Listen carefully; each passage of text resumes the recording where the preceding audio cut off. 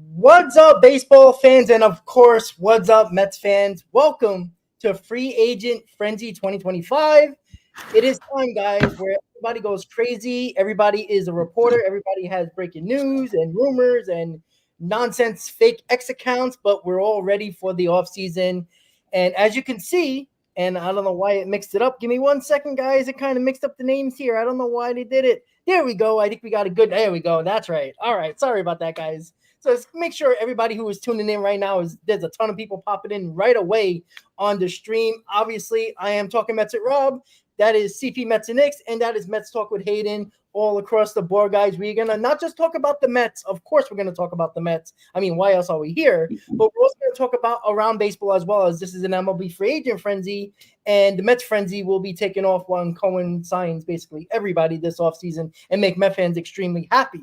So we just got word of Gerrit Cole and the Yankees in that weird situation. We were just talking about it prior to going live. What was that? And Hayden, I'm going to go to you first. Why would he opt out and then not agree to take or have the Yankees give that fifth year of $36 million to put that extra year on the contract that he had at the 4 years at 166 or whatever the heck it was? Why did he opt out if he wasn't going to take that fifth year option? What do you think? Yeah, I'm not really sure the whole reasoning behind it.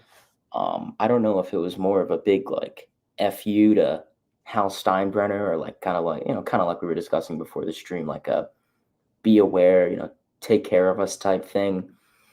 I'll be honest, I was shocked when I read it. I had to double check the account and double check what I put on Twitter, because I thought it was some baloney, it was some fake news or whatever. But no, Gerrit Cole is back as a Yankee. I mean, it kind of seems, the two sides discuss some alternate arrangements, but maybe if they wanted more time to hammer things out. But no, he agreed on his opt-out decision, and he will stay on the Yankees roster for the next coming years and be pitching in the pinstripe. So I mean, good for the Yankees. They're bringing him back. I mean, obviously having a rotation down the line of him and Rodon, Cortez, Schmidt, Hill, and I think Stroman, as well as a ton of other prospects that they have coming up. But I wouldn't be surprised. Obviously, Yankees are going to be buying a lot this offseason. We'll talk about it throughout the whole offseason. I mean, there's a lot of guys: Corbin Burns, Blake Snell, Jack Flaherty, Max Fried. There's a lot of key pitchers on the market. But when it comes to Gerrit Cole, yeah, it was something I didn't expect to see when I woke up this morning. I thought Cole was going to opt out and select free agency and try and get more money. But I don't know if it was just more of a stab in the back to Steinbrenner and Yankees, the front office. But I mean, I'm sure we'll find out more down the line. I guess just kind of unorthodox. You don't really see that very often. Yeah. Chris, I want to get your opinion. It's a weird opt-out. Like, I mean, I don't think a lot of people thought Cole was going to opt out. And then when he did, the Yankees waited until, T-minus 5 minutes before the deadline. And then they had a decision. Obviously, they were talking for a while. But I don't know. What are your thoughts about that? Because it's a very weird situation. When you see a player opt out, knowing that he probably, unless he felt that he wasn't going to get more money elsewhere, I don't know. What are your thoughts about that? No, he was definitely going to get more money elsewhere. I really do think that, he basically opted in, right? He agreed to the principle of the contract, and it's almost as if he didn't opt out. It's the same exact deal, right? 4 years, $36 million per.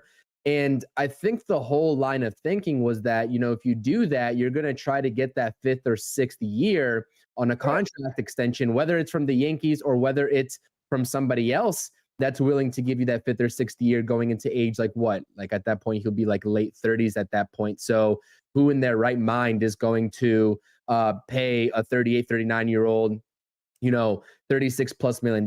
Well, guess what? The Mets have done it in the past. And, honestly, a couple of other teams out there probably would do that, right? Knowing that you'll lose out on that money, presumably, unless he just has some iron arm to him to get the services of these first couple of years of the deal up front. I honestly think that it was just a, like we mentioned and like we talked about before we went live here, it was just kind of a warning shot to Hal Steinbrenner and that ownership that, the Yankees have had expectations for a couple seasons now, and they fell short.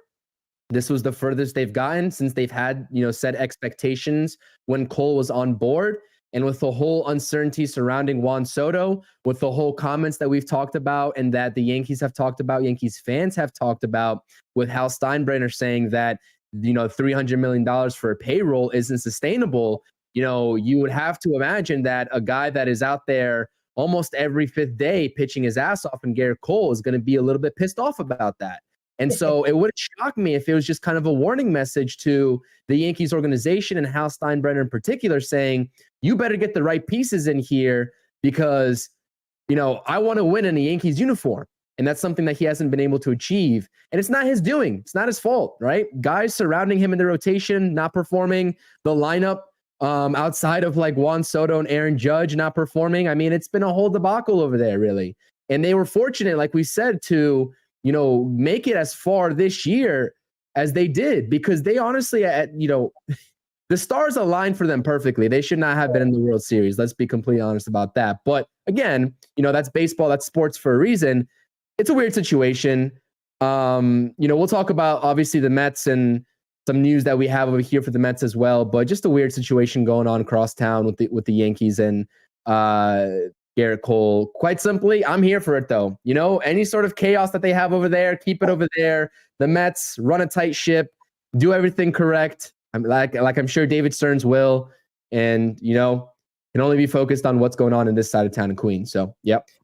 Yeah, exactly. When your center fielder drops the ball, your shortstop can't throw to third base, and then you try to one up everybody by not covering first base, you don't deserve to win. And they did get a great luck of the draw when it came to the ALDS and ALCS. But yeah, it is a very interesting situation with Cole. It could be just a warning sign to Hal saying, hey, listen, this was just a wake-up call and trying to scare you guys. But I don't necessarily think that's going to scare Hal.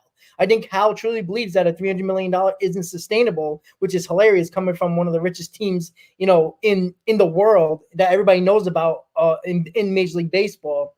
And, when you make, money hand over fist and you charge the money you do for tickets, I don't think that, you should be talking about that, especially when you haven't won a World Series in 15 years and finally got back there this year when basically God handed you a silver platter to get there. I just think that it's a bad way to go about it. And I think there's a little turmoil in the Yankee country club.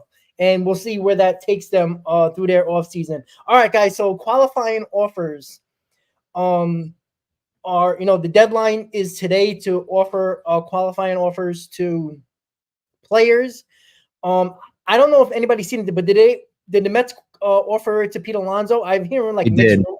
They did, right? They did. Okay. Because I saw different reports, but all right, that's good. So the qualifying offers are out, ready to go. I don't even know. Pete Alonso declined it too. I think I saw that rumor too. I don't think he declined it just yet, but the expectation obviously is that him and Manai are going to decline it. I mean, it's pretty much a given. Yes. So there's a ton of qualifying offers going around. I do wonder, if Severino is a guy that would decline a qualifying offer, depending on what they see. And again, they got until November 19th to accept that qualifying offer. And there's a lot of time to do that. Obviously, they're going to start talking to other teams, see if they can get multi-year deals. And obviously, if they don't see what they like, they'll just, take that qualifying offer of $21.05 million, which is the qualifying offer total right now. So, Chris, what do you think about these qualifying offers? To obviously a couple of the Mets and specifically Pete Alonso, who's looking for a big time deal. Do you think every one of the former Mets are going to decline a qualifying offer? Or do you think one or maybe all or none are going to accept that qualifying offer going forward? Well, first of all, before I answer your question, I see here from SNY Mets, as it relates to the Mets coaching staff, all of them will be returning per David Stearns. So if there was any questions about any sort of hitting coaching, shakeups with Jeremy Barnes and Eric Chavez, like I thought there was going to be. That's not happening. So there you have it from David Stearns himself. All of the coaches are going to be that were a part of the team in 2024 will be there in 2025. For better, for worse, I guess we'll see. In relation to your question, Rob, as I keep looking down to, I'm not paying attention to everybody on the screen. I'm refreshing updates from Passon, from SNY, etc. So bear with me. This is the whole fun in the free agent frenzy. But I really think the only realistic option in terms of who received the qualifying offer and in terms of who is would be willing to accept it would be Luis Severino, which is why my channel right now, in my live chat, I have the poll. Do you think Luis Severino takes it or not? And Luis Severino, obviously, I've talked about him and I've talked about all the other, impending internal free agents that the Mets have across the board in terms of would I be willing to bring them back versus not? And the answer for me in terms of Severino, right, as far as Severino goes, is for the right price. There is undoubtedly maybe a few teams out there that will offer him a 3 or 4 year deal. I think a 3-year deal for Sevy would be fair. It's not going to come to the tune of anywhere close to $21 million, though, right? At least I don't think, right? He got a $13 million deal, and he performed reasonably well for a season. The injury history still remains, although he remained relatively healthy in 2024. So how much AAV are you adding on top of that $13 million that he, earned in 2024? I don't think it reaches quite up to, 20 million, although I could be wrong, right? Some team could surprise us and, maybe they saw something they really like with Severino, his fastball sweeper combination, etc. But, it's a question of, does he want to go through another prove-it year deal? Alonso's not doing that.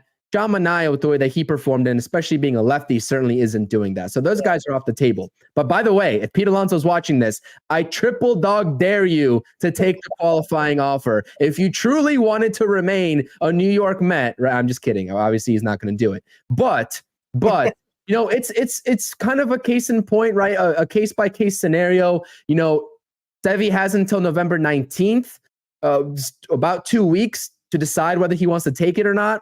I'm sure he's going to gauge the market. So is his agent in terms of what teams are willing to offer. And you know what, though? Taking a 1 year, $21 million prove-it deal again wouldn't be terrible for him, because you sort of saw him fizzle out a little bit as the innings got increasing throughout the season. It's a dangerous game to play for any guy that has proved himself for 1 year. But again, I think the answer is still no. I would not expect Luis Severino to take it. But of the guys that got offered QOs, obviously he would be the one to potentially think about it. But if you're expecting him to take it, I will say, just don't get your hopes up. That's kind of the line of thinking that I'm kind of going through right now as it relates to Luis Severino. Yeah, when it comes to the qualifying offers and stuff like that, I always look at the number because I'm always curious. If Severino takes that number, it's an $8 million pay raise than he got for the Mets last season, right? That's something that, could he get that on the free agent market on a multi-year deal? Maybe, right? It depends on who goes after him, right? Even the Mets, for example. But it is going to be very interesting to see who actually takes it, because if he doesn't, we'll see what the Mets have to do. But, if Sean Manaea, which probably won't, or say Severino does take it, well, that's one less guy in your rotation you have to worry about, and that might change the plans of David Stearns. And speaking of David Stearns, before I get to you, Hayden, they asked a question about having a horse at the front end of your rotation always helps. I'm asked about an ace, and he says having a horse at the front end of your rotation always helps. I think Sean Manaea served that this year along with Severino at times this year. So he knows an ace is important, right? He knows this, right? He was with the Astros at some point. David Stearns, he's seen what an ace can do. He was with the Brewers. The Brewers basically always had an ace, right? He knows how important an ace is. I don't know how many people consider Kodai Senga an ace, where he can be a guy that can be counted on every fifth day. He was injured for the majority of this year. So it is interesting to see what David Stearns quote and little hints that he's given throughout the offseason already about, spending big, financial flexibility, the Juan Soto situation, now about ace scenario and all that. Chris, you have something to say? I'm sorry. Yeah, no. I was just saying, like, just so I follow up with it. I think as Mets fans, right, if we're talking about the QOs, right, I mean, I think that it would be a perfect scenario for the Mets, right? They're hoping he takes it because you'd much rather that, obviously, than having to, increase the risk of paying him a 3 or 4 year deal to retain him, which they might just pass up on and let him go elsewhere. Like, even if it is an $8 to $9 million increase in salary, like you just said, which it is, which might be the enticing thing for him to take, right? If he believes in himself, that's just less risk. And I would much rather him take that and have that $21 million tied up for 1 year than having to spread it out. So I just wanted to say that. It's an obvious, but I think it's needed to be said. Yeah, absolutely. So Hayden, let me get your thoughts on the Mets qualifying offers. Do you think anybody's going to take it? Especially when it's at $21.05 million. So, it's a guy for like Pete Alonso who's making basically close to that. It's not really a big raise to him. He's expecting between 25 and 30, but a guy like Manaea and Severino that are getting a $7-8 million increase. Do you think any of those guys are going to take it? Yeah, I mean, first I just wanted to touch up, I agree with everything what Chris said. One little thing I just wanted to mention was, David Stern's discussions of bringing back the Mets coaching staff. That's pretty shocking. You guys know me all season. I complained about a coach in particular, so kind of shocking. I really thought David Stearns, was going to go out there and want to bring in one of his own guys, but maybe he has a good rapport. So like I said, I don't know, but when it comes down to the qualifying offers, Severino, Manaea, and Pete. Obviously Pete. I no shot, not in a million years he accepts that qualifying offer. He's a guy who wants to go out there, test the market. There's really even no discussions of Pete. Manaea, once again, like Chris said, lefty arm. He's capable. We've seen what Manaea is capable of doing. I think he's a guy who's going to want to go out there, get more money from the market, get a multi-year deal. He's a guy who can go out there and get 15, 20, 23 million, arguably, AAV potentially. So, Manaea is going to want to go out there, test the market 100%. Severino, I agree. I think if there were to be anyone to accept the qualifying offer, it's going to be him. Severino's in a particularly interesting spot where it was a little shaky this year. He had his ups, he's had his downs. We've really never seen Severino be a consistent pitcher and pitch all season since 2018. It was 6-7 years ago, just about. When it comes to Luis Severino, does he want to go out there and have another prove it year? And arguably, I think most teams may be a little reluctant to do that. I don't know if the Mets are reluctant to do that. But Luis Severino, like we said, he's 30 years old. Is he going to want, our team's comfortable going out there, giving him this. When it comes to Severino, I don't think he gets a short-term deal. I think he's going to probably want a 4 or 5 year deal. He's 30 years old. So, like we said, I think that's a adequate timetable right there. Let me ask you guys this, and my apologies, I'm not cognizant on this fully. The qualifying offer, is it the same price as last year? No, it's I think it was about $2 million. I think it was 19 and a half, I think, last year. So they raised it? Okay. So it's about $2 million almost. Yeah. So I'll say this: out of the 3 pitchers that we have leaving or going to the market in Manaea, Quintana, and Sevy, if there's one guy I'm bringing back, it's Manaea. Lefty arm, I value a high lefty presence in a rotation. He was the most consistent guy, really, this season. Really from day one to the final game of the NLCS. He was the most consistent guy out there. I think Manaea is the guy you would really essentially have to bring back. I agree with the concept of you need an ace. I think that's something that the Mets have. For the last 2 years, it's been kind of interesting to see the Mets not have an ace, because we've always looked at the Mets and said, oh, Jacob deGrom. And you go back in the day, Matt Harvey, Noah Syndergaard. But now you go to that new level, and it's kind of David Stern's front office. Does he want an ace? And he said, he viewed Manaea as an ace. And I think it's important. I think it's imperative that the Mets do go out there and get a high caliber level pitcher. whether that's a Corbin Burns, whether that is whoever it is. I think bringing back Manaea would be a smart move. I think, like we said, we know David Stearns. He's a guy who's a small market GM. And now you give him essentially a blank check to give to anyone. And I think that's a good thing. I think, last offseason, when the Mets signed Luis Severino, everyone was going nuts. When we signed Manaea, everyone was like, no one thought of it. And I guarantee you a lot of the moves that are going to be made this offseason are going to be moves that Mets fans are not going to think much of. And they're going to be very big last year. Yeah, sure, some moves didn't work out. Joey Wendell didn't work out, whatever. Phil Maton's kind of an interesting story. It's a bittersweet moment, I guess, with him. But overall, when I think it comes down to it, I think if there's anyone that is going to accept the qualifying offer, it's Severino. If there's anyone that I would want to bring back, it's Manaea. But I think it's going to be on a long-term, multi-year deal.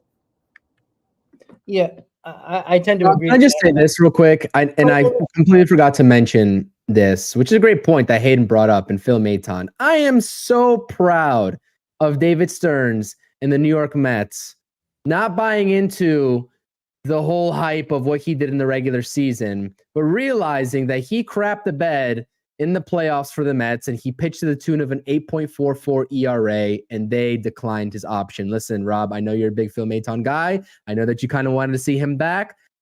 I'm going to go on the opposite, side of this argument here and say David Stearns is remaining true to what he instilled in this Mets organization going back to last offseason and going back to the early points of 2024. If you don't produce, right, when this team needs you to produce, in the moments that you're expected to produce, you are out of here. That's not to say they can't re-sign Phil Maton because obviously it's fair game. He's going to be an unrestricted free agent. It'll be less most likely than that $7.75 million option that they just declined. But good on them for holding true because the bullpen and the routes they can take with this bullpen, so many different routes. I dropped a video on that on my channel a couple hours ago. If you guys haven't watched that as well, links in my description down below as well. But again, I just want to throw that out there, Phil Maton. You're free to disagree with me, Rob. Well, just because they declined the option doesn't mean they're not going to bring him back on a 1-year, $2 million deal. I agree. He's not worth 7.75 though. Hey, no, but I don't see Maton as an 8th inning guy. He's going to be that 5th, 6th inning guy. I think when it comes to Phil Maton, the way you got to look at this, and this is essentially any philosophy for sports or baseball, is you could have a really good postseason and a bad regular season. People only going to remember that postseason. I mean, look at Pete Alonso. Of course. I mean, he was a dude who myself and probably 75% of Mets fans were ready to sign off on in July. I mean, abysmal year. And then he came into this postseason and essentially clinched a wild card spot because of them. Moved, to the NLCS because of him, essentially. He was a big aspect to that. Yeah, I mean, when it comes to Phil Maton, I kind of view it that way. He had his ups and downs in the regular season, more positive than not, but in the postseason when it mattered most and you can't come in the big game, and that kind of sticks with me. And that's why, to be honest, and I applaud the Mets. I applaud David Stearns for not bringing back Phil Maton. That was a kind of expected move. I was under the impression of I didn't think they'd want to bring him back. Not for that money. Not for that much. Oh yeah, no, I wouldn't. I don't think anyone. Well, the difference they can use, the difference they can use now would basically guarantee them at least a year of service, right? For some of these guys that are on the market, a higher leverage guy, right? And that difference, I don't care if Phil Maton comes back. I'd prefer not to see it, but listen, you bring him back on a 2-year, or a 1-year, $2 million deal, $3 million even, right? The same thing with Ryan Stanek. These guys can be used as decent arms to give you innings, but the high leverage situations for Phil Maton, that's way past his service prime already. And, in this crucial situations, he proved to be non-effective in the playoffs.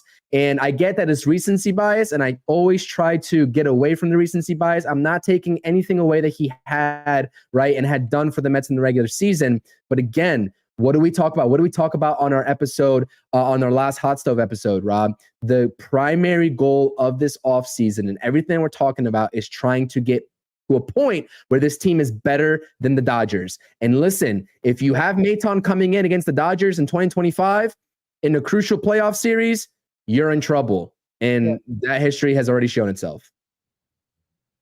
Yeah, I totally agree with that. Maton could be the Adam Ottavino of 2024, right? We do have 162 games to play, right? You're not always going to see, your high leverage guys in every single game. Those second tier guys play a role as much as we might not want to see them. They play a role in a 162 game season. Now, they might not pitch much, if at all, in the postseason, but they're important when you get to a 162 game season, especially if you're going to get guys coming back from injury, guys that might, if the Mets go out on Blake Snell, guess what? We're going to be using a lot of bullpen arms, to get to a Blake Snell start because he's a 5-inning pitcher. There's a lot of aspects of, getting guys like a Phil Maton, keeping guys like Phil Maton, that can fill a role in a 162 game season. It's going to be very interesting to see that, how Stearns plays it out. But he already made another move. He claimed right-handed pitcher Kevin Herget off waivers from the Brewers, another guy that he knows well, right? I checked. Yeah, he didn't draft him. I'm sorry, he drafted him, and he knows him throughout the system. So this is another guy. He had 11 and a third innings in the big leagues. He had a 1.59 ERA, 2.27 ERA, and 47 and 2/3 innings in AAA. So this is the guy that he doesn't throw very hard either. He throws like a 93 to 95, but he has a nice cutter. He has a nice slider. He has multiple pitches. Again, another failed starter that's a reliever, but he had very, very good numbers in very minimal innings in the major leagues, but was very good in 47 innings. That's basically a season at a 2.27 ERA. So these are another one of these guys that we talk about with Stearns in the depth, right? This guy, David Stearns, knows how to put a bullpen together. We still don't know how Stearns can put a bullpen together when they stay healthy, right? There was a lot of injuries when the Mets bullpen, so it's hard to judge Stearns when he couldn't do anything during the season except bring guys up through the farm or through the minor leagues when guys got hurt because you were way too early before the trade deadline and he couldn't really make a move. When he was able to, he got Phil Maton very early. And, you see he did that there. And Phil Maton was a big reason why the Mets did what they did during the season because he was very good during the season. He just was a debacle in the playoffs. And then obviously you saw what he did with Stanek and all that other thing. So Kevin Herget, another one of those guys that, nobody will talk about, but could be a big proponent this offseason or this season coming forward, could be the next Reed Garrett, right? And these are depth moves that you just never know what can get done, what can happen during the season. But on the Phil Maton, no, I agree with you in terms of the recent acquisition here that you just talked about. Just as we were speaking about Phil Maton, SNY posted a clip of David Stearns saying, David Stearns says declining Phil Maton's option had to do with, quote unquote, keeping options open a little bit. And then he said, I talked to Phil, expressed interest in keeping in touch. I think he feels the same way. So that's a little bit of context on what David Stearns just said in his interview with the media about Phil Maton and the declining of that option. Yeah, see, there you go. Like, I think it's just financial flexibility. I know the Mets have a ton of money coming off the payroll, but you also got to be, smart. That $7 million could save you $5 million if you sign Maton for $1 million, $2 million deal for 1 year. That $5 million can go to another bullpen arm. Like, that's something that Stearns is very aware of, as he was very hamstrung with the financial situation when it came to the Brewers. So even though he's not really hamstrung here, you always want to save $1 or $2. You never know what you can use that $1 million or $5 million to another, another player. So it's going to be very interesting what Stearns does. And, to see him work with all that money he has available is going to be very interesting. When it comes to the qualifying offers, guys, I just want to name the guys that got the qualifying offers: Bregman, Burns, Fried, Hernandez, Teoscar Hernandez, Minaya, Santander, Soto, and that's basically it, right? I think it was Severino as well. I don't think they put that up there, but likely, guys, Pete Alonso, Willie Adames, and all that. So I think all of them are going to decline it, except probably maybe Severino. We'll see. But there's no harm in offering a qualifying offer, though, because if I'm not mistaken, right, even if they choose to go somewhere else, you get draft pick compensation from it anyway. So correct.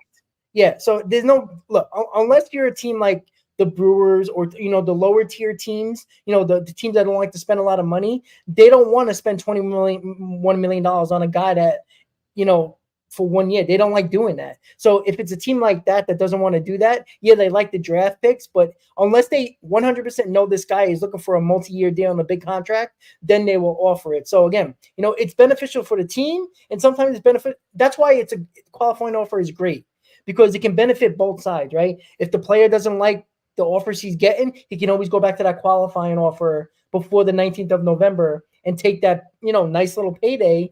And the team is only stuck on the book for 1 year. So it's a win-win situation most of the time for teams and players. So next we're going to talk about the Atlanta Braves. Obviously one of the Mets rivals in the NL East.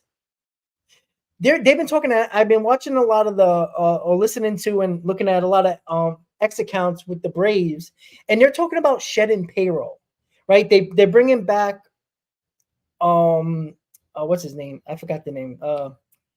The right hand Ozuna. Sorry, there you go. Ozuna. They're bringing him back. They picked up the option there, but they declined an option on Travis d'Arnaud with the $8 million, which is very. I mean, they got Murphy, so I understand why they would do that. I mean, why pay $8 million for a backup catcher? It's a lot of money for a backup catcher. But hearing that the Braves are trying to shed payroll, right? I don't think they're bringing back Max Fried, but I have a feeling what they're gonna do is gonna get a couple of guys like a Chris Sale situation. Try to get a guy like on a 2-year deal, of $25 to $30 million, or somebody on a 1-year deal. You can look at the Kikuchis of the world, the Buellers of the world. Maybe even, one of the Mets pitchers, the Severinos, is the Manaea, something that's not going to cost them $100+ million for a pitcher. I think they're going to go on to that area where they're not going to have a tremendous amount of years and money, but are still going to actually sign those guys. And I think the Braves are going to be active in the free agent market, but for a lot less money in years, as the guys that I just brought up. So, Chris, I want to get your thoughts on that with the Braves, like declining the $8 million option on d'Arnaud. They got Murphy, so that's understandable. As good as Travis d'Arnaud is, $8 million for a backup catcher is crazy when you're trying to allocate money elsewhere and trying to save some payroll flexibility for other moves, because they're going to lose out on Max Fried. He's not going back to the Braves. I'd be shocked if he does. So what are your thoughts on that when it comes to the Braves? I mean, it just means that there's something up their sleeve, right? There's something's going to happen. I mean, they've been clearing money. Alex Anthopoulos has been pretty adamant that the payroll is going to continue to rise little by little. And, this is a team that really in the past hasn't needed to go out there and make any sort of blockbuster free agent signings. They've been doing it all internally, right? In terms of giving out contract extensions, to the likes of Ronald Acuna Jr., Ozzie Albies, Michael Harris Jr., or Michael Harris III, excuse me, and their pitching staff as well. They've just been extending. And, the trades or the acquisitions that they do make has usually been via trade, right? They haven't really maybe outside of like a Duvall or something like that. I can't really remember like the last free agent, splash that they made. So maybe that's what's up their sleeve, this coming off season. I mean, they always have something working, man, whether it's being a step ahead in terms of the next move in the trade market, or whether they're finally prepared to offer a mega contract out to somebody. I don't even want to say the name Juan Soto, but again, I'd have to do the numbers on their payroll. It just seems like there's some sort of scheme that, their front office is working up to try to, mitigate the money on the books in order to clear up that space, like you just said. And, in terms of expecting them to stay just like pat and just like accept that they didn't get into the playoffs last season, that's a very, very not great way of looking at it, because this team is hungry, right? They were obviously injury riddled last season, and they saw, a playoff berth even still, which is pretty impressive in its own right. But they had championship caliber aspirations. They fell short, and they want to get back to it. And so, all of that just signifies to me that they're clearing up roster space for taking on a big contract via trade, or going out there and just offering it to somebody on the free agent market. And I would expect nothing less of it. It's just, who's the name? Who are they targeting? We'll never know until it happens. And it will happen out of nowhere. Trust me, it'll happen out of nowhere. Yeah, and that was the first thing I was thinking when I see them not declining options on certain players to save money here or there. The first thing I thought of, like, this freaking team's gonna make a big trade. Like, if it's for a pitcher or it's for I don't think it's gonna be for a position player because I think they're kind of set for the most part there. But I think it's gonna be for a starting pitcher. Like, watch out, Gerrit Cole. I think that's an option for them. I have Luis a Castillo from the Mariners, maybe. I don't know. yeah, I think they're gonna make one of those trades. Actually, I was I was listening to Atlanta radio the last couple of days because I was just curious what they were thinking, and a lot of people were bringing up Luis Castillo, like you just said, Chris, and a lot of people were bringing up Crochet. And the Braves have a ton of prospects. They have, they find a way to make it work. And Crochet is not, he's not making a lot of money right now. He's still got a couple of years on his deal, and that's perfect for the Braves because they don't have to pay him $25-30 million like they would have to do a Burns, a Freed, guys like that, or Snell. So, Hayden, what are your thoughts on the Atlanta Braves declining the option on d'Arnaud? And are you think they're planning something big here? Yeah, I mean, at the end of the day, it's business. At the end of the day, like we said, and I fully concur with it.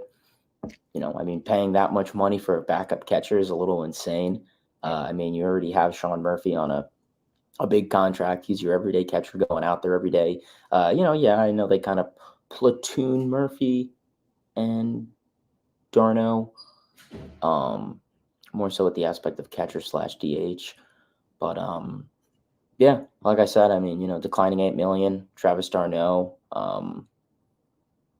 I guess they're not open to bringing him back. Like I said, they want payroll flexibility, it seems. So I guess it seems like, something is up their sleeve. And, you kind of worded it very well. They're a team that works very well internally in-house with their farm system, with their AAA team. Alex Anthopoulos, I believe that's his name, right? The GM, very intelligent, very good GM. I would argue he's, a top-tier GM in Major League Baseball, as much as, Mets fans probably don't like to say it. He's a very good GM. I mean, that, you look at that whole Braves team, and essentially that whole team is locked up for the next 6, 7, 8 years. So, they're doing something right over there. So if you're a Braves fan, you trust their front office, that something probably is up their sleeves, whether it's a, front end of the rotation ace or a nice big bat. I do think something is in the works for the Braves. I think they're a team that, struggled unfortunately last year due to the injuries. Obviously, Acuna, Albies, a lot of guys were out or just couldn't play up to par due to the fact that they were injured. But yeah, like I said, I don't really see any world where the Mets and Travis d'Arnaud have a reunification. He's 35 years old. I mean, I don't really see it. Like I said, there are some people who are questioning and doubting Alvarez's abilities down the line, which, I think that's a little arbitrary. The dude's, 22, 23 years old. I mean, you got to give him a break. He played all season banged up and hurt. I mean, like I said, if, maybe the Mets could get d'Arnaud back on the right price, a team-friendly deal as a backup catcher, a little DH, probably a 1-2 year deal, if anything. 2 years, maybe an opt-out in between is probably the most feasible thing I would say anyone could see. But, yeah, Travis d'Arnaud, opt-out, kind of surprised, but I guess the Braves have something in the works. Yeah. Hey, I have a question for you all. And I'm sorry, because I'm getting sick of this Braves talk. I know we're talking about the Braves. I don't give a damn about the Braves. I'm sorry. They're going to make a move, and I'm going to hate them for it. Anyways, what's new? I was responding to George's comment in my live chat on my channel, and it kind of just brought up a point for me, like with the whole Maton conversation. George was asking whether the Mets have any sort of bullpen names coming up through the ranks that could make their way up in the Mets organization, on the major league field in 2025. And I was just like, well, I can't really name any pure bullpen arms, but any of their starters, right, can go ahead and appear in the bullpen. So if you have David Stearns talking about, keeping options open, Do we think that any of the starters, right, might make their way up as debuts in terms of just slowly easing them into the Mets organization at the MLB level as bullpen pieces? Like, that would be the time to do it instead of giving them a solidified rotation spot. What do you all think about that? I just like a light bulb went off in my head, honestly. Well, yeah, I mean, Jose Butto, there's one, right? I mean, there's one right there, right? If they believe Tyler that, McGill. Yeah, exactly, right? He's probably, that's another Peterson. guy that can be talking. Yeah, what about Vasil, right? They don't believe, he's starting to not really perform well when he gets higher up in the levels. Maybe that's a guy that you can transition into a bullpen piece, a bullpen arm going forward, right? Well, I think one interesting thing that you could look at, and obviously you have David Stearns, when he was, and I said this a lot, I'm going to repeat it. When you look at how David Stearns managed that Milwaukee Brewers player development, Burns and Woodruff are two guys that really stand out. He brought them up in the bullpen, let them develop, get innings, get a hang of it, and then he let them get into the rotation. So they had, I don't want to say he babied them, but he kind of did the philosophy that most GMs do now, is letting them start on a short leash and then kind of letting them go out longer. So we saw it this year with Jose Butto. We saw it a couple of years with Tyler McGill, but that was just more in result of injury. But I wouldn't be surprised if a guy like Vasil, or any other AAA guys this year who is who I was thinking of, and maybe even Christian Scott, right? I mean, you can put him in the bullpen. And Scott coming back from injury, it doesn't hurt, right? Yeah, Nunez, the same thing, right? He was signed internationally as a starter. He started early on, in the rookie league, and then into Double-A, and then they developed him into a bullpen arm because they felt like that he couldn't throw the amount of innings and be successful, and they basically made him to a bullpen arm in the minor leagues. And we see how successful he was with the Mets before he got injured. So there's a lot of moving parts with that. We just have to wait and see. It's going to be interesting because, look, the one thing I trust with Stearns is bullpen, right? I can't tell you that David Stearns, starting pitching wise, is going to go out and spend a ton of money. I can't tell you that he's going to spend a ton of money on position players. Why? Because it hasn't been proven yet. What I know is that David Stearns, with money or not, can put a bullpen together. That's what I know because I've seen him do it successfully in Milwaukee for many, many years. They were always top 3 in bullpen ERA every single year. And if you want to throw pitching as a whole, they were in the top 5 every single year when he was the GM. So I'm not worried about the bullpen side with David Stearns, even though we might not like some moves and we might like some moves. I think David Stearns is a guy that you just have to trust when it comes to the bullpen because he's been very successful doing it over the course of his tenure as GM with the Brewers. And with money this time and his smarts, why wouldn't you think he can't do it with the bullpen? And if he doesn't do it, we'll kill him for it, just like we do with everybody who is the GM for the New York Mets, right? We get on everybody here, right? We're not afraid to do it, right? It's what we do, right? We love to kill people when they're not doing their jobs. That's the best part about being a YouTuber is, bitching and complaining. That's what we do, right? It's the fun part, right? It pisses people off, but it's a fact, right? You got to call people out when they're not doing their job. All right, so Juan Soto, right? We all know Juan Soto, the number 1 free agent. Everybody knows about it, right? We heard the Cubs, we heard the Phillies, the Blue Jays, the Mets, the Yankees, name another team, right? Is there a surprise team, right? There's always that surprise team. It's Boris, right? Boris will talk about, the Yomiuri Giants probably trying to sign Juan Soto if he can get more money for his player. I don't think Cohen's going to be outbid. I don't. But I also think that there's going to be teams close enough to the Mets' biggest bid where if Juan Soto, and this is particular to the Yankees here, and, Hayden, I'll start with you. If Juan Soto gets the highest offer from the Mets, but the Yankees come close, let me throw out a number here, right? I put it on my free agent predictions. Say 12 years, $660 million. That's the Mets offer. But the Yankees come in with 12 years, $630. Is he going to take that extra $20 million overall and go to the Mets, right? Boris had a terrible year as a agent with a lot of guys not getting what he thought they were going to get. This is his time to redeem himself. And the way Soto has been talking, even right after they lost the World Series, he was talking about everybody has a chance. Every team has the same chance as every other team. What do you think overall, do you think Juan Soto is going to the highest bidder, or will he take less money to go to the team that he currently was on in the New York Yankees, or somebody else that he might feel more comfortable with?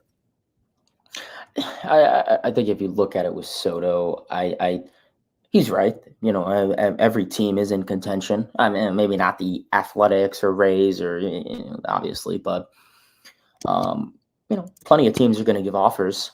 You know, I think if you're a GM, you're a front office of a baseball organization, I think you'd be dumb not to throw out an offer. It doesn't hurt.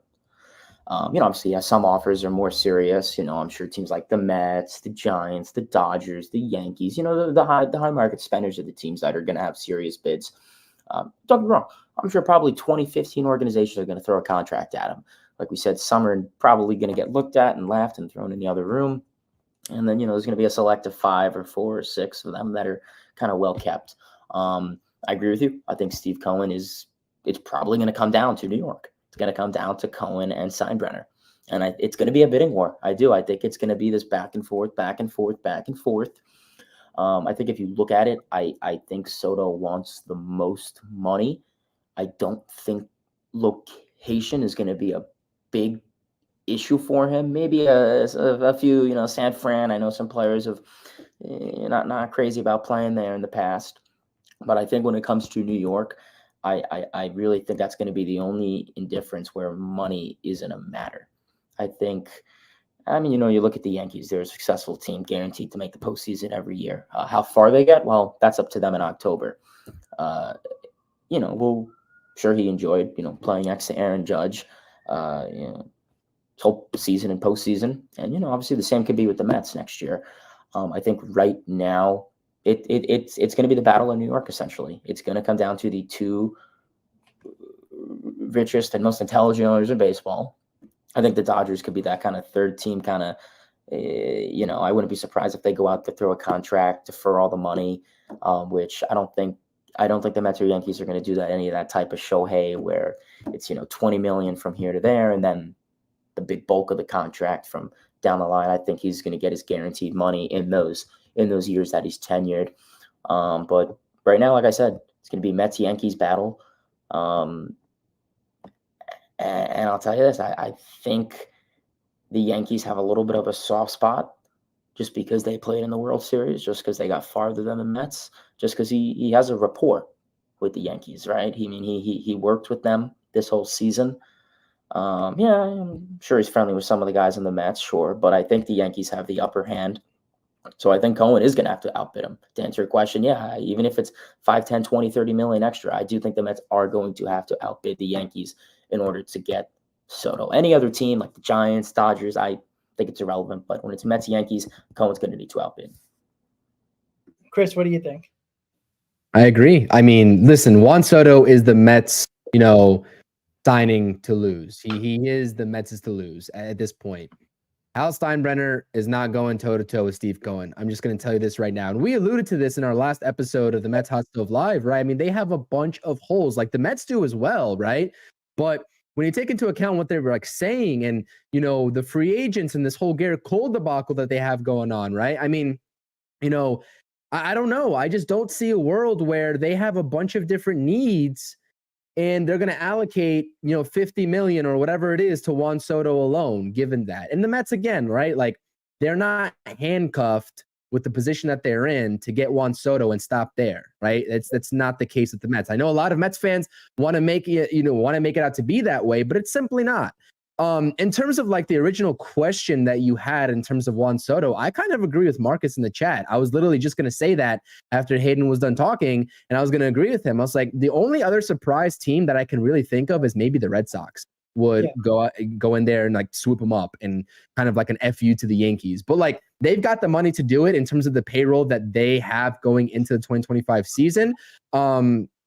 You know, systematically, I don't really know exactly where he fits into that team. I don't really watch much Red Sox baseball, but in terms of a team that aligns with presumably what Juan Soto wants, because I'm just going to, make the guess that he doesn't want to go back to the West Coast with some things that we've heard. So maybe he's, you see all these players want to go to the West Coast. They prefer the West Coast. And, some guys want to stay on the East Coast. And I think Juan Soto is one of those guys. If he wants to go to the West Coast or it doesn't really make a difference to him, then you start talking about like, obviously, the Giants and then the Dodgers and whatever may have you. But I think that in terms of East Coast teams, the teams that are, have the flexibility to extend this type of contract, you're talking about the Yankees, talking about the Mets and maybe the Red Sox. And the Blue Jays too, but are we really are the Blue Jays a serious contender? I know people want to make them out to be because they got the money.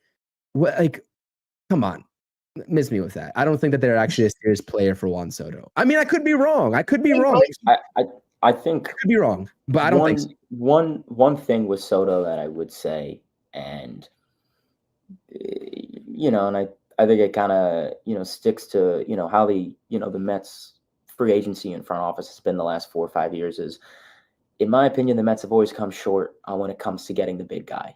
Agree. Whether it was Ohtani, whether it was back then Bauer, whoever it was, this is the time to really for really Steve Cohen to go out there and give a big FU to MLB. We know that the Mets are cutting payroll tremendously this offseason. What is it, 150 something million? And we know that the Mets, erratic spending hasn't really panned out the last couple of years. Obviously, that was irresponsible spending, obviously, with Scherzer and Verlander. And, we all know that. I don't need to educate everyone on that. But when it comes to Soto, he's 26 years old. He's a guy who you really shouldn't have any worry about whether he'll be a good player or not. I think it's guaranteed he'll be a good player for the next 7-8 years, guaranteed. Raw talent that doesn't grow on trees like that. Yeah. Great player. He's a leader. If I'm the Mets, you got to get the job done. I mean, even if you lose Pete, I think that's something. If I'll say this: I'm willing to lose Pete if it means Soto coming in. But if you lose Pete and you don't get Soto, it's kind of like a weird feeling.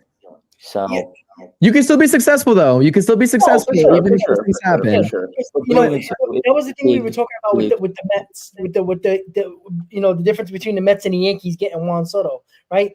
If the Yankees lose out on Juan Soto, that's such a huge loss that can they really make up all that ground with other guys? I don't know if they can. That's a huge loss. The Mets aren't going to cry in the corner if they lose out on Juan Soto. Even if they lose out on Pete Alonso, right? You can sign Christian Walker and Anthony Santander and Corbin Burns, and that's a very successful offseason considering, right? That's pretty good. I think a lot of us would take that, right? So I know some Met fans will cry in the corner, Pete Alonso's gone, but overall, that's a solid offseason. And you betted your team in every area that had a hole. You got your ace. You got a first baseman that has good numbers. You got a right fielder that's basically on the verge of an MVP caliber guy. It's not Juan Soto, but it's pretty damn good. It's a pretty good offseason. So I do wonder about that, but I do think Juan Soto is going to be an East Coast guy. Wherever the East Coast team you want to pick, minus the Marlins and the Braves probably. I think all the East Coast teams are in play, to be quite honest with you. Can I say something? And we've seen it on our live stream before, right? Our past live stream, and we're seeing it now. Where is this Juan Soto is not a winner talk coming from? Where is this coming from? I don't know. I don't know where it's coming from. And I'm just sitting here and trying to comprehend, do we just forget about how he single-handedly almost took that abysmal Nationals team to the World Series and basically won it for them with his playoff performances and his World Series performances at the young age of whatever he was at? He's still only 26 years old. What are we talking about? He's not a winner. Where is this coming from? And the fact that he's going to come in here and mess up the Mets chemistry, how? Are we thinking of before we're saying something here? I don't understand it. And again, people are entitled to their opinions. I get it and I respect it. I honestly respect it. If you're coming to this stream with that mindset, I get it. Stay consistent, but I get it. But I just can't rationalize to myself where we're coming from with that angle. I mean, right? I mean, Ken the other day, I believe it was, I'm not sure who was in the live chat, but someone said that Harper's a winner and Soto isn't. It was Ken. What is Harper won? What is Harper won? See, that's the thing that always annoys me, right? But this is the Met fans having that Wilpon like syndrome. They have that situation. They have that Jason Bay syndrome, right? They think every big contract is going to become a disaster, and Met fans should just turn to Francisco Lindor. As many Met fans destroyed Lindor, big contract, this and that. Guess what, guys? Now everybody loves Lindor, right? You're all singing that song together every time he comes to the plate, right? You got to remember, guys, stop losing. Stop being a loser when it comes to stuff like that, right? You can't be afraid of these contracts. If you're going to be afraid of these contracts, you'll never be the Dodgers. You'll never be the Yankees continuing to make the playoffs every year. Because if you make the playoffs every year, there's a shot that you can get to the World Series and a shot to win it. I mean, look at Dodgers. Look at that Dodgers team. I mean, you look at January. They gave Shohei Ohtani $700 million. And everyone went out there, including myself, and I said, that's going to be a horrible contract if Ohtani doesn't win a single World Series with that Dodgers team. And year one, he did it. On deferred money. I could give a crap how much money Lindor gets. You can give him the world. You can give him $1 billion with Juan Soto. They win a World Series, I'm fine with it. I mean, look at it. World Series are huge. The Mets are, hate to say it, the Mets have a little bit of a drought going on. 1986, 2024, do the math. You see how the 86 Mets are treated. They're like legends. They're icons. I mean, they view them like gods. So it goes to show, get the job. Ken is cracking me up in the chat. Ken is cracking me up in the chat. Ken, you literally said it in the live stream. I mean, your name is literally right on here. I mean, everyone knows that you said it. Rob knows you said it. Everyone knows that you said it. Anyways, it doesn't really matter. To Edgardo in the chat too, it's saying that Soto's a wannabe leader. And listen, Ken, I appreciate your perspective. I apologize. Anyways, listen, you said it, but you got to stick to it. Just like we've been sticking to the Pete Alonso conversation, Rob and myself here. We come on here every day talking about Pete Alonso, and you're here talking with us about Pete Alonso, and you've disagreed with us on Pete Alonso. Anyways, okay, sorry, but you said it, and I don't know where that's coming from because Harper's not a winner. And also, with Edgardo in the chat, what is this wannabe leader? Like, what is the definition of a wannabe leader that Juan Soto supposedly is? Like, right? I don't understand this. See, I don't understand that. Like, I don't understand it. And if you can explain it in an efficient manner, then maybe I'll believe it. But for right now, I don't believe it. Aaron Judge is a wannabe leader. Right? Bryce Harper is a wannabe leader, right? Two guys that won MVPs and one left their team, and they won the following year a World Series when Harper left. And that was with Juan Soto on the team at 19 years old. Aaron Judge, MVP, best player in baseball, can't get out of his own way in the playoffs, can carry his own team. You can't consider him a winner. Yankee fans are questioning it now. Have you listened to sports? Ken, you listen to Sports Talk Radio just as much as I have in New York. The Yankee fans are saying what they're saying about Aaron Judge, right? It doesn't matter what he does during the season anymore. It's not impressive anymore. You don't do it in the playoffs. You don't do it in the World Series. And you drop a ball in center field, an easy fly ball. You're not going to get any benefit of the doubt anymore. Juan Soto has a championship. Juan Soto basically single-handedly got the Yankees to the World Series along with Giancarlo Stanton, right? Though it wasn't even their best players that got it done. It's crazy to me, right? Look, the number is always going to scare you. But when a guy's 26 years old, it's hard to say that money is going to – see, this is not the situation where Cohen is going to spend $600 million on Juan Soto, and if it doesn't pan out, not spend anymore. He's not going to do that. It's not Juan Soto offseason, and then the Mets are not going to make any more moves. They're going to make more moves. You got to remember the fact that this has been talked about with Juan Soto in 2025 when Cohen took over the team as owner. He brought that up in his opening press conference. He knew 2025 was a big deal. It was talked about in one of his first interviews for a reporter after he took ownership. They brought up that question. He talked about 2025 in the 2020-2021 season. He talked about that offseason. How important it's going to be, how developing a farm system is going to take years, how spending money is key because you're in the same city as the Yankees. He said that. The 2025 is Cohen's year. He's talked about that. Now, I'm not saying he's going to be successful if he spends that money, right? You still got to play the games on the field. But you have to remember, guys, spending money wisely is also important. And if you don't believe Soto is important and spending money wisely that way, I don't know where you're going to go. Like, you can give it to Burns and Santander and Alonso, and it's still pretty good. But the last thing you want is for the Philadelphia Phillies to pop in and say, you know what? Juan Soto could help this team, and now you got to deal with him for the next 12 years. You also have to think of that as well. You can't just think of, oh, well, I can't give $600 million to Juan Soto. But what if he ends up in a team like the NL East? What if the Nationals bring him back? What if the Phillies say, you know what? Let's just spend all this money. We're on the verge here, 3 years in a row, losing in the playoffs, getting worse and worse by year. We need to jump over the top here. What if they do that? Now you got to deal with Juan Soto in your division once again for the next 12 to 13 years. Right? You also got to remember that. I'd rather have him on my team facing the NL East than facing him for another 10 to 12 years. I think the thing is you cannot let fear be a deterrent for a free agent, for a contract. Otherwise, you're never going to be a successful organization. And you have to take risks. Sometimes you win them or you lose them. I mean, example, Verlander and Scherzer. Say what you want about what we got in return, but that was a risk. It was a risk, and it was a loss.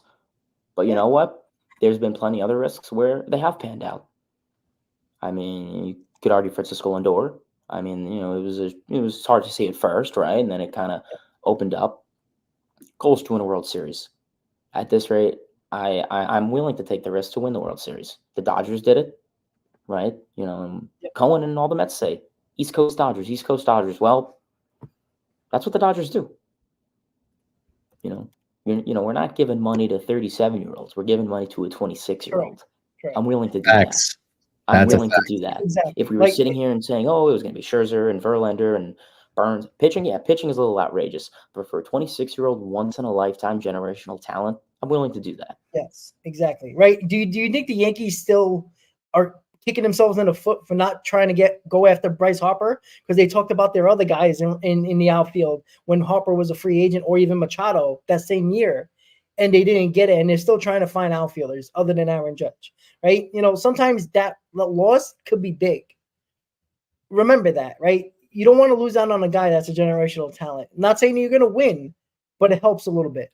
So last but not least, let's finish this stream up by talking about a little bit of news of John Morosi talking to MLB Network that the Pirates might be going after Pete Alonso this offseason. Now, we heard about all the teams, the Cubs, obviously the Mets, the Yankees who need a first baseman, maybe even other teams that we're not listening, that we're not hearing.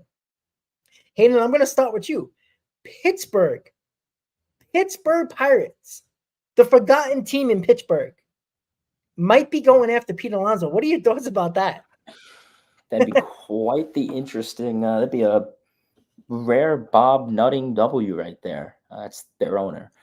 I really don't see it. I mean, this was a team that took an arm and a leg to extend Brian Reynolds, and I mean, I think that's all that really needs to be said. They're a young team. They got talent. If you're a high spender and willing to spend, GM or president of operations or owner in Pittsburgh, I mean, it'd be probably a pretty solid addition to bring him back, to bring him into Pittsburgh. Do I think it'll happen? Probably not. Like I said, I mean, there's going to be plenty of teams that are interested in Alonso. I mean, 2 years ago, the Rockies were interested in Brandon Nimmo. I mean, it's, like I said, teams are going to be interested in Pete. I mean, like Stern said, I mean, it's respectful. It's respectful and makes sense for him to test the market. I don't blame him. I think he can get a little cocky, and Boris, being his representative, could definitely come back to hurt him down the line, which we've seen the last couple seasons, especially with Boris's pitching guys and Montgomery and Snell. But when it comes to Pete, he's hopefully a guy that the Mets will bring back for the right price. We've talked about it on here for probably a year and a half. We discussed how first base contracts typically don't work out long term. We discussed how, is Pete Alonso Mr. Small Leverage, high leverage? We talked about the statistics all season. We discussed, how's Pete Alonso going to age? He's very unathletic. He's a first baseman. He's not a position player. Whatever. Like I said, if Pete doesn't come back to the Mets, I'd be upset. Yeah, but I think it would probably be to a team like the Cubs or the Astros or one of those teams that are more willing to spend. I don't see the Pirates kind of in that type of spending mentality. So yeah, like I said, teams are going to be interested. It makes sense. I mean, we'll probably, every team is going to have interest. Yeah, and I think it's the quickest team, the 200 million. I think Pete Alonso is looking for 200 million, and I think there's going to be a desperate team out there like the Cubs, and maybe the Pirates surprise everybody, right? But I think it's going to be Alonso first team, the 200 million. He's going to take it. Chris, what are your thoughts? Pirates, Alonso? He's not going to Pittsburgh, man. Come on. I don't know what JP Morosi is doing. If this is his follow-up act after last season when he said Shohei was on the private jet to Toronto and everybody, kind of stopped listening to what he had to say, then this is not a good follow-up act. He's got to do better than that. Listen, Pete Alonso and his comments about wanting to be a New York Met for life, right? I believe him. I really do. And I think a little bit was over the top, right? There was some just answers that you kind of want to hear and it makes you feel good as a Mets fan, right? And I think he has some standards in terms of wanting to go to an organization that has been successful, is willing to pay money, or has a combination of one of those two accolades, right? Pittsburgh's really not that, right? And that's kind of their own doing as well. Yes, they're at a disadvantage being a small market, but they fielded some pretty good teams, right, in seasons past, right, going back on a decade plus ago, and they just simply aren't willing to dish out that kind of money. So the odds are very, very slim, and I don't see Pete Alonso going there because, again, right, even if he doesn't 100% mean what he says and wanting to be a Met through and through, I still do believe as a ball player he has standards of wanting to win. And I do believe that there are certain teams that have advantages out there, regardless of whether it's small market teams versus big market teams or not. And the Pittsburgh Pirates just simply aren't one of those teams. So again, I can't see, the Pirates being in the fold for Pete. The Yankees, on the other hand, I can see them being in the fold. Anthony Rizzo's contract's up. Especially if they don't get Juan Soto, I could see them making a huge offer for Pete Alonso, more so than anybody else. And I don't think that the Mets are out of the Pete Alonso sweepstakes, even if they do get Juan Soto, contrary to popular belief, but it makes it a little bit more harder to envision, right? There's a world where the Mets can get both done, but it's a little bit harder to envision. And like I said, once the markets set themselves, we'll kind of see how that comes to fruition. But I don't want to sidestep you all in terms of if you have any other topics. I do personally have to get going, though. I'm on a very big time crunch right now. We're done. No, Alonso is not going to Pittsburgh. One final thing that I wanted to talk to you all about, or just say in general, is, as always, we appreciate you being here.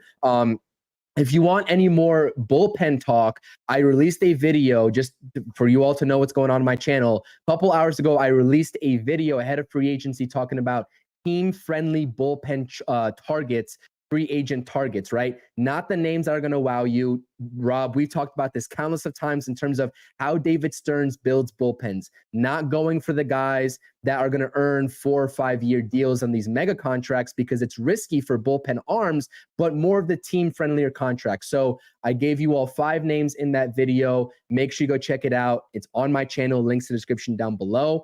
But I'm excited to talk free agency with you all, even more so than ever before, right? This is just like the taste of what we're going to be talking about all offseason long regarding Juan Soto, regarding Pete Alonso, etc. It's going to be an absolute pleasure to make these kind of videos with how multitude of moves that are going to come in regarding the New York Mets. So I'm excited. Thank you all for tuning in.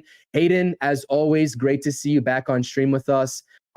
It's always a pleasure talking to you. Rob, I appreciate you as well. And I appreciate everybody in the chat, right? Whether you're in Rob's stream or my stream, we appreciate you all. And until the next episode of the Mets Hot Stove Live and any other pre-recorded episodes that we got going on, make sure you check out Rob's video. He also posted on his channel. With that being said, I'm out. But again, expect it to be a little bit slower to start in terms of free agency. It only began just about an hour ago. It's going to take some time for things to heat up, but we will be with you all with every step of the way. See you all later. I'm out. Peace.